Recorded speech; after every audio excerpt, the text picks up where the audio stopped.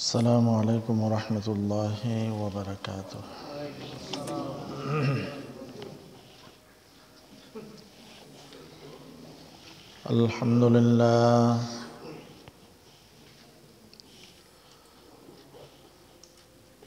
الحمد لله نحمده ونستعينه ونستغفره ونؤمن به ونتوكل عليه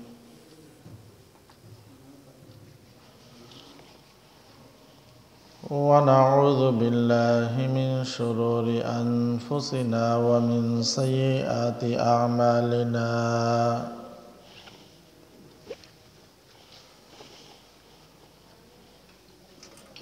من يهد الله فلا مضل له ومن يضلله فلا هادي له ونشهد أن لا إله إلا الله وحده لا شريك له ونشهد أن سيدنا وحبيبنا ومولانا محمدا عبده ورسوله صلى الله عليه وعلى آله وأصحابه وبارك وسلم تسليما كثيرا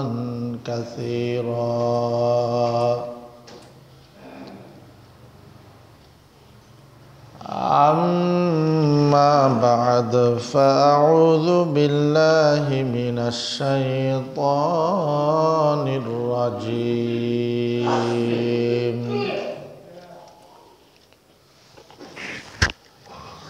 بسم الله الرحمن الرحيم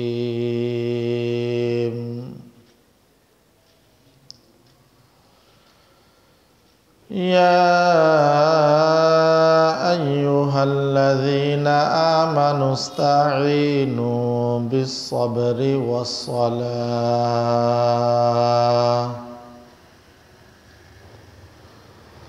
إن الله مع الصابرين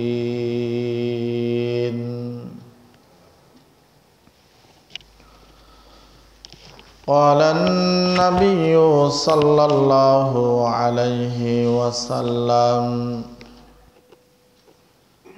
إذا دخل أحدكم المسجد فليقل اللهم افتح لي أبواب رحمتك أو كما قال النبي عليه الصلاة والسلام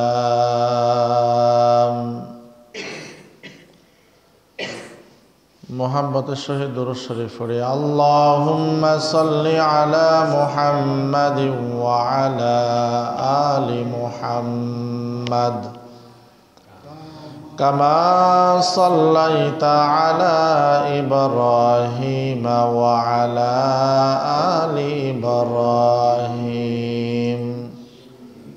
إنك حميد مجيد اللهم بارك على محمد وعلى آل محمد كما باركت على إبراهيم وعلى آل إبراهيم إنك حميد مجيد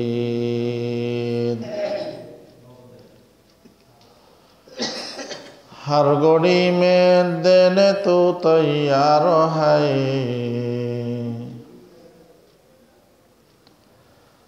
हर घड़ी में देने तो तैयार है जो न मांगे उससे तो बेजार है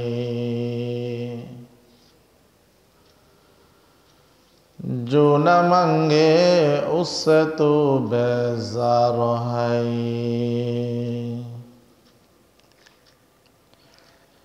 यही हम सब मुसाफिर है कब्र आखिर ठिकाना।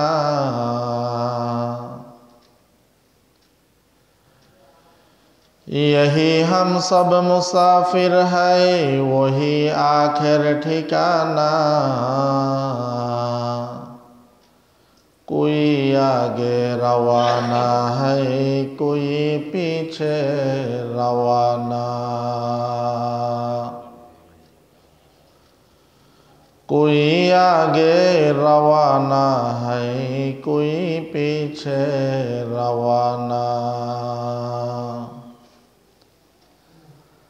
मौत जिस दिन आ जाए इस दुनिया की दौलत क्या हुई।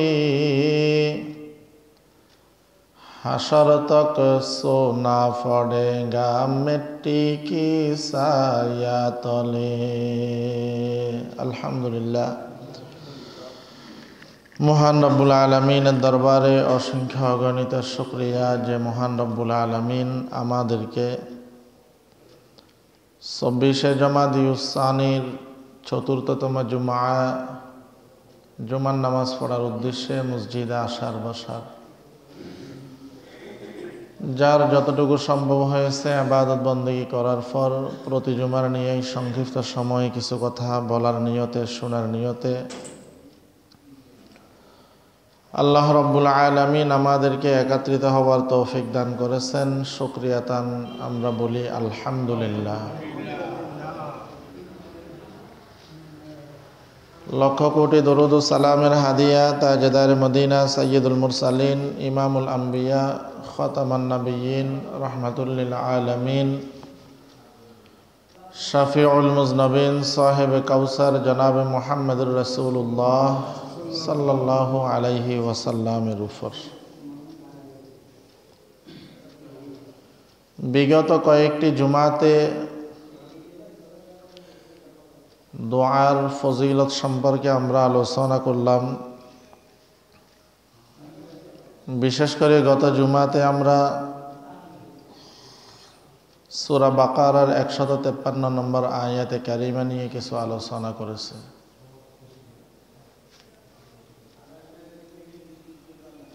এই আয়াতের মধ্যে আল্লাহ রাব্বুল আলামিন দুইটা জিনিসের মাধ্যমে আল্লাহ রাব্বুল আলামিনের কাছে সাহায্য কামনা করার জন্য বলেছেন।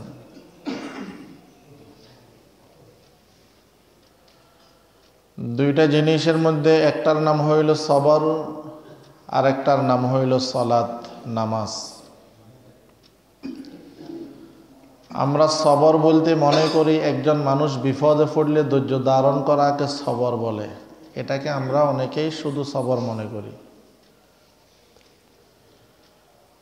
কিন্তু এখানে সবরের জন্য তিনটা বিষয় উল্লেখ করেছেন। এক নম্বর হইল গুনাহ থেকে বিরত থাকা, দুই নম্বর হইল নিজেকে নেকের কাজে লাগিয়ে রাখা, আর তিন নম্বর হলো বিপদের সংকটের মুহূর্তে সবর করা। এই তিনটার সমন্বয়ের নাম হইল সবর।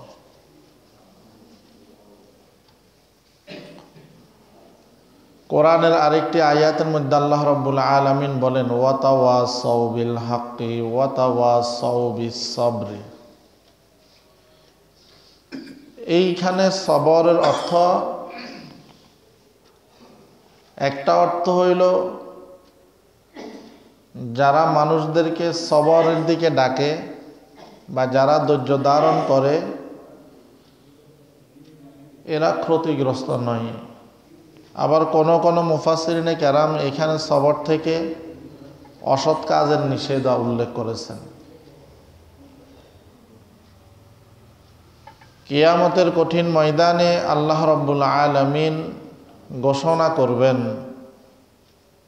সবরকারীরা কোথায়।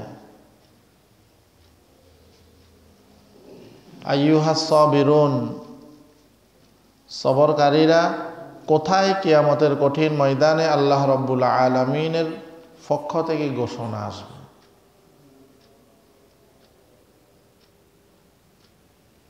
তখন যারা গুনাহ থেকে বিরত রয়েছে, নেকের কাজে নিজেদেরকে জড়াই রেখেছে, বিপদের মুহূর্তে, সংকটের মুহূর্তে ধৈর্য ধারণ করেছে, এরা সবাই উপস্থিত হবে। উপস্থিত হওয়ার পর আল্লাহ রাব্বুল আলামিন এদেরকে বলবেন যে তোমরা বিনা হিসাবে জান্নাতে প্রবেশ করো। সুবহানাল্লাহ। সবরের অনেক দাম। নবীজি সাল্লাল্লাহু আলাইহি ওয়াসাল্লাম হাদিসের মধ্যে বলেন, আল্লাহ রাব্বুল আলামিন ঈমানকে দুই ভাগে ভাগ করেছেন। একটার নাম হইল শুকর, আরেকটার নাম হইল সবর। শুকরের বিনিময়ে আল্লাহ রাব্বুল আলামিন জান্নাত দান করবেন, সবরের বিনিময়েও আল্লাহ রাব্বুল আলামিন জান্নাত দান করবেন। অর্থ সম্পদ দিয়েছে, নেয়ামত দিয়েছে, শুকর আদায় করো, আল্লাহ রাব্বুল আলামিন জান্নাত দান করবেন। অর্থ সম্পদ দেয় নাই, নিয়ামত দেয় নাই, সবর করো, ধৈর্যহারা হইও না, সবর করো, আল্লাহ রাব্বুল আলামিন এর বিনিময়ে তোমাকে কি দিবেন? জান্নাত দান করবেন। এই জন্য আল্লাহ রাব্বুল আলামিন ধৈর্য ধারণকারী লোকদের বিভিন্নভাবে পুরস্কারের ঘোষণা করেছেন। আল্লাহ রাব্বুল আলামিন বলেন, ইন্নামা ইউওয়াফাস সাবিরুনা আজরাহুম বিগাইরি হিসাব। ইন্নামা ইউওয়াফাস সাবিরুনা আজরুহুম বিগাইরি হিসাব। নিশ্চয় আল্লাহ রাব্বুল আলামিন ধৈর্যশীল যারা আছে এদেরকে আল্লাহ রাব্বুল আলামিন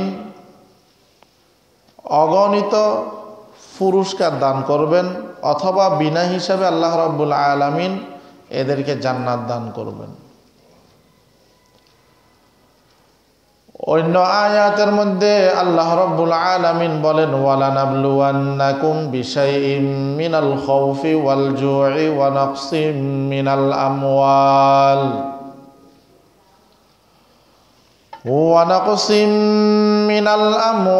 ওয়াল আনফুসি ওয়াস সামারাত ওয়া বাশশিরিস সাবিরিন। এই আয়াতে কারিমার মধ্যে আল্লাহ রাব্বুল আলামিন বলেন, ওয়া বাশশিরিস সাবিরিন, সুসংবাদ হইল তাদের জন্য যারা ধৈর্য ধারণ করে।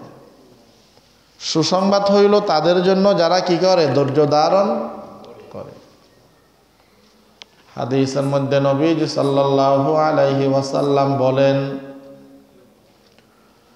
আল্লাহ রাব্বুল আলামিন তার কোন বান্দার সম্মান বাড়াইতে চায়, আল্লাহ রাব্বুল আলামিন তার বান্দা বান্দির সম্মান কি করতে চায়? বাড়াইতে চায়। এখন ওই সম্মান বৃদ্ধির জন্য তার নিজের কোনো যোগ্যতা বা আমল নাই। হাদিসের মধ্যে নবীজি সাল্লাল্লাহু আলাইহি ওয়াসাল্লাম বলেন, তখন আল্লাহ রাব্বুল আলামিন ওই ব্যক্তিকে একটা মুসিবত দান করেন।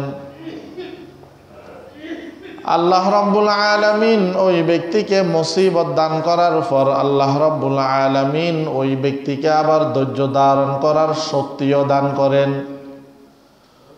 ওই ব্যক্তি বিপদগ্রস্ত হওয়ার পর, মুসিবতের মধ্যে পড়ার পর ওই ব্যক্তি যখন ধৈর্য ধারণ করে, আল্লাহ রাব্বুল আলামিন তাকে ওই সম্মানের স্থানে নিয়ে যায়। সুবহানাল্লাহ। তো মাঝে মধ্যে আল্লাহ রাব্বুল আলামিনের পক্ষ থেকে কোনো পরীক্ষা আসলে হা হুতাশ না করে সবর করা, হা হুতাশ না করে কি করা? সবর করা, ধৈর্য ধারণ করা। তো ধৈর্য ধারণ করলে কি লাভ? ওয়া বাশশিরিস সাবিরিন, যারা ধৈর্যশীল এদের জন্য সুসংবাদ।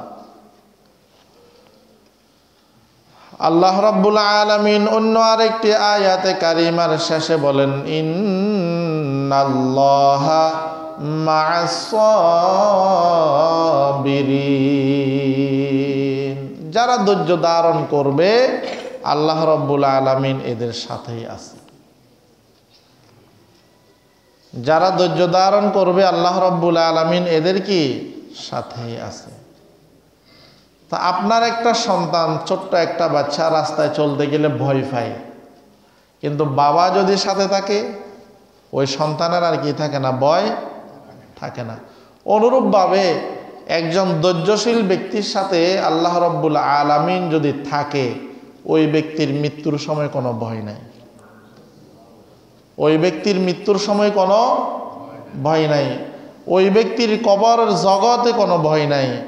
ওই ব্যক্তির হাসরের ময়দানে মিজান ফুলসিরাত যা যা আছে, কোনো জায়গার মধ্যে ওই ব্যক্তির কোনো ভয় নাই। লা খাউফুন আলাইহিম ওয়ালা হুম ইয়াহজানুন, ওই ব্যক্তির জন্য কোনো ভয়ও নাই, কোনো পেরেশানিও নাই।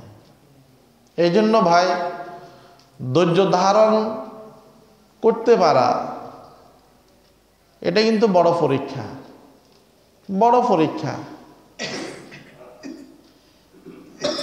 এই সবরের মাধ্যমে এবং নামাজের মাধ্যমে আল্লাহ রাব্বুল আলামিনের কাছে সাহায্য চাওয়ার জন্য বলেছেন, ইয়া আইয়ুহাল্লাযীনা আমানুস্তাঈনু বিস-সাবরি ওয়াস-সালাহ। ধৈর্য এবং নামাজের মাধ্যমে আল্লাহ রাব্বুল আলামিনের কাছে কি চাইতে বলেছেন? সাহায্য কামনা করার জন্য বলেছেন। আমাদের মুরব্বী যারা ছিলেন, তারা যখন কোনো মুসিবতের মধ্যে পড়তেন, তাদের মধ্যে যখন কোনো পেরেশানি কাজ করত, তো ওনারা নামাজের মধ্যে দাঁড়ায় যেতেন। এমনকি একজন মানুষের বলা হয়েছে যে জুতার ফিতা ছিঁড়ে গেছে, জুতার ফিতা কি ছিঁড়ে গেছে, এটাও আল্লাহ রাব্বুল আলামিনের কাছে চাওয়ার জন্য বলেছেন। কিতাবের মধ্যে একটা ঘটনা আসছে, একবার ওই ব্যক্তি 2 রাকাত নামাজ পড়লেন, নামাজ পড়ে আল্লাহ রাব্বুল আলামিনের কাছে দোয়া করতেছেন। তার জুতা নাই, জুতার জন্য কি করতেছেন? দোয়া করতেছেন। দোয়া করে যখন মসজিদের গেটে আসলেন, দেখতেছেন একজন ব্যক্তির 2টা পাও নাই। একজন ব্যক্তির 2টা কিও নাই, পাও নাই। যিনি দোয়া করছেন ওনার তো 2টা পাও আছে, কিন্তু কি নাই, জুতা নাই। ওই ব্যক্তি ওইখান থেকে আবার ভিতরে দৌড় দিলেন। ভিতরে দৌড় দিয়ে এসে আবার 2 রাকাত নামাজ আদায় করলেন। নামাজ আদায় করার পর আল্লাহ রাব্বুল আলামিনের দরবারে শুকরিয়া আদায় করতেছেন, রব্বুল আলামিন, আপনি তো আমাকে অনেকগুলা নিয়ামত দান করছেন, তার মধ্যে হতে এটা আমার জন্য বড় নিয়ামত, সেটাও আমাকে দান করছেন। কিন্তু দোয়া করে বের হওয়ার পর মসজিদের গেটে যখন আসলাম, দেখতেছি আপনার এমন বান্দা আছে যে বান্দার 2টা পাও নাই। রব্বুল আলামিন, তার থেকে তো আমি অনেক ভালো আছি, আমার জুতা লাগবে না, 2টা পাও আমাকে দিয়েছেন, এটাই আমার জন্য যথেষ্ট। তো আল্লাহ রাব্বুল আলামিনের নিয়ামত এবং বান্দাকে আল্লাহ রাব্বুল আলামিন মাঝে মধ্যে দিয়েও দেখেন, না দিয়েও দেখেন। মুসা আলাইহিস সালাতু ওয়াস সালাম আল্লাহ রাব্বুল আলামিনের সাথে কথা বলার জন্য যাইতেছেন। মুসা আলাইহিস সালাতু ওয়াস সালামকে বলা হয় কলিমুল্লাহ। উনি সরাসরি আল্লাহ রাব্বুল আলামিনের সাথে কথা বলতেন। যাওয়ার সময় একজন ব্যক্তি বলতেছেন, হে নবী মুসা, আল্লাহ রাব্বুল আলামিন আমাকে এত পরিমাণে নিয়ামত দান করেছেন, যেই নিয়ামতগুলা কন্ট্রোল করা আমার পক্ষে সম্ভব হচ্ছে না। আপনি আল্লাহ রাব্বুল আলামিনকে জিজ্ঞাসা করবেন, এমন কি কাজ করলে আমার নিয়ামত দিন দিন কমে যাবে। আরেকজন ব্যক্তি বলতেছেন, হে নবী মুসা,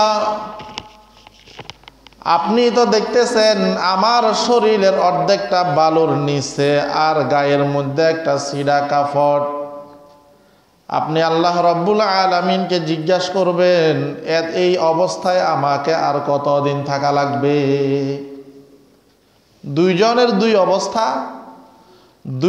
দুইজনের অবস্থা সম্পর্কে আল্লাহ রব্বুল আলামিনের কাছে প্রশ্ন করার জন্য বলেছেন।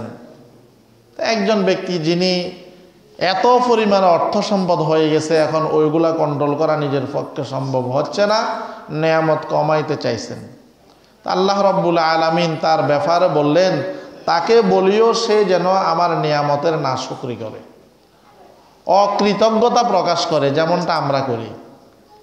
একজন মানুষকে আপনি জিজ্ঞাসা করেন সে কেমন আছে, 5 ওয়াক্ত নামাজ পড়ে, 5 ওয়াক্ত নামাজ পড়ে এমন একজন ব্যক্তিকে যদি আপনি সালাম দিয়ে জিজ্ঞাসা করেন ভাই কেমন আছেন, তার থেকে যেভাবে উত্তরটা আসে মনে হয় যেন এই জমিনে তার থেকে আর কষ্টে কোনো লোক নাই।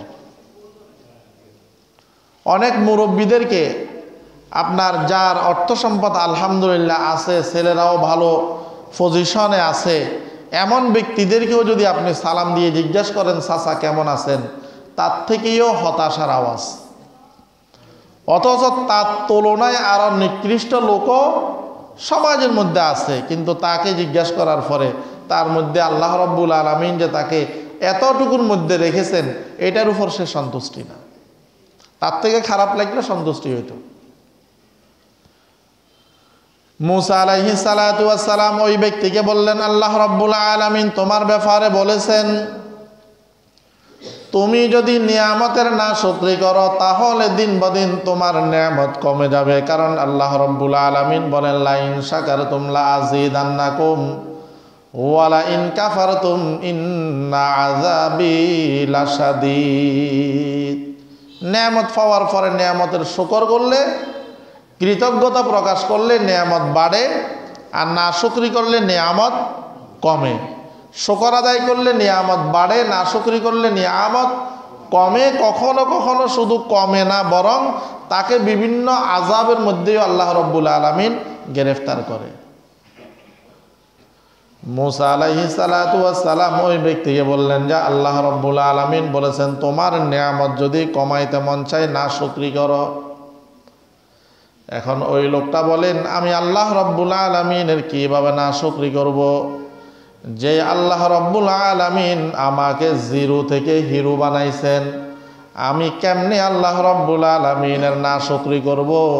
আমার দ্বারাই কখনো আল্লাহ রব্বুল আলামিনের নাশুকরি করা, অকৃতজ্ঞ প্রকাশ করা আমার পক্ষে সম্ভব না। তো তার থেকে এই উত্তর আসার কারণে তার নিয়ামত আরো কি করতেছে, বাড়তেছে। আর যে লোকটার কোমর পর্যন্ত বালির মধ্যে, গায়ের মধ্যে একটা সিডা কাপড়, ওই লোক বললেন আমার ব্যাপারে আল্লাহ রব্বুল আলামিন কি বলেছেন? তখন মুসা আলাইহিস সালাতু ওয়াস সালাম বলেন যে আল্লাহ রব্বুল আলামিন তোমার ব্যাপারে বলেছেন এতটুকুর মধ্যে ধৈর্য ধারণ করার জন্য, এতটুকুর মধ্যে সবর করার জন্য। এখন আল্লাহ রব্বুল আলামিন ওই ব্যক্তিকে যে অবস্থায় রাখছেন ওটা তার পছন্দ হয় নাই। এতটুকু পছন্দ না করে ওই ব্যক্তি বললেন এইভাবে আমি আর কতদিন থাকব। তার মধ্যে হতাশার আওয়াজ, এইভাবে আর কতদিন থাকব। মুহূর্তের মধ্যে বাতাস এসে তার কোমর পর্যন্ত যে বালি ছিল সেইগুলোও চলে গেল, গায়ের মধ্যে যে কাপড়টা ছিল সেইগুলোও চলে গেল। নাউজুবিল্লাহ। এই জন্য ভাই নিয়ামতের শুকর আদায় করা এটা মুমিনের একটা বৈশিষ্ট্য। আল্লাহ রব্বুল আলামিন অভাবের মধ্যে রাখলে সবর করা এটাও মুমিনের একটা কি বৈশিষ্ট্য। এই জন্য ধৈর্য ধারণ যদি আমরা করতে পারি, যে কোনো মুসিবতে, গুনাহের ক্ষেত্রে গুনাহ না করে ধৈর্য ধারণ করতে পারি, নিজেকে যদি নেকের কাজে যদি লাগাই রাখতে পারি, তো আল্লাহ রব্বুল আলামিন আমাদের জন্য যে পুরস্কারগুলো ঘোষণা করেছেন, বিনা হিসাবে আল্লাহ তাআলা আমাদেরকে জান্নাত দিবেন। আল্লাহ রব্বুল আলামিন আমাদের জন্য সুসংবাদ দিয়েছেন। আল্লাহ রব্বুল আলামিন বলতেছেন ধৈর্যশীলদের সাথে আমি আল্লাহ আছি। তো এই সুসংবাদগুলো আমরা তখন পাবো যখন আমাদের মধ্যে সবর থাকবে। এই জন্য আল্লাহ রাব্বুল আলামিন বলেন, ইয়া আইয়ুহাল্লাযীনা আমানুস্তাঈনু বিস-সাবরি ওয়াস-সালাহ। আল্লাহ রাব্বুল আলামিন বলেন, হে ঈমানদাররা, হে বিশ্বাসীরা, তোমরা আমি রব্বুল আলামিনের কাছে ধৈর্য এবং নামাজের মাধ্যমে সাহায্য কামনা করো। ধৈর্য এবং নামাজের মাধ্যমে সাহায্য কি করো? কামনা করো। তা আমরা যে কোনো গুনাহের ক্ষেত্রে আমরা সবর করব, নেকের কাজে নিজেকে লাগিয়ে রাখব এবং বিপদে সংকটে আমরা কি করব? ধৈর্য ধারণ করব এবং নামাজের মাধ্যমে আল্লাহ রাব্বুল আলামিনের কাছে আমরা সাহায্য কামনা করব। কারণ রাসূলুল্লাহ সাল্লাল্লাহু আলাইহি ওয়াসাল্লাম যখনই যে কোনো পরিস্থিতির সম্মুখীন হতেন তো উনি নামাজে দাঁড়িয়ে যাইতেন। সাহাবায়ে কেরামদের মধ্যেও এটাই ছিল। যখন কোনো মুসিবতে পড়তেন, কোনো সূর্যগ্রহণ ধরল, চন্দ্রগ্রহণ দেখলেন, ওনারা নামাজের মধ্যে দাঁড়িয়ে যাইতেন। নামাজের মাধ্যমে আল্লাহ রাব্বুল আলামিনের কাছে সাহায্য কামনা করতেন।